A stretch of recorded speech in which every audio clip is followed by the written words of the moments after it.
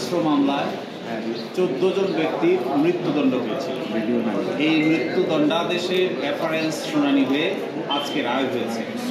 এই রায়ে সর্বমোট খালাস পেয়েছেন 7 জন। এই 7 জনের ভিতরে 4 জন খালাস পেয়েছেন যারা কন্টেস্ট করেছেন, একজন খালাস পেয়েছেন যিনি পলাতক ছিলেন, নুরুল আমিন। এছাড়াও 2টো আপিল এবেটেড হয়ে গেছে, জনাব মতিউর রহমান নিজামী এবং জনাব আব্দুর রহিম, ওনাদের আগেই মৃত্যুবরণ করেছেন।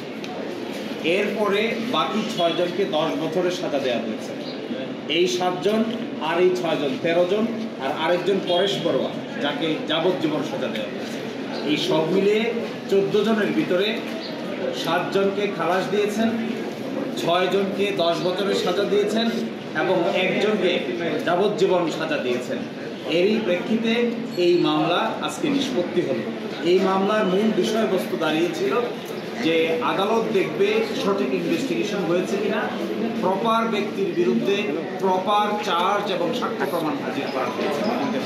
জনাব লুৎফুজ্জামান বাবরকেই মামলার প্রধান আসামি করা হয়েছিল দ্বিতীয় তদন্তের ভিত্তিতে।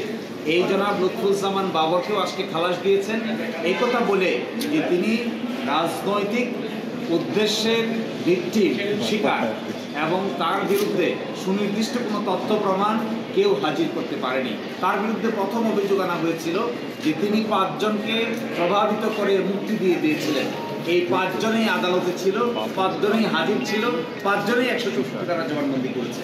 সুতরাং 5 জনকে মুক্তি দেওয়া হয় নাই।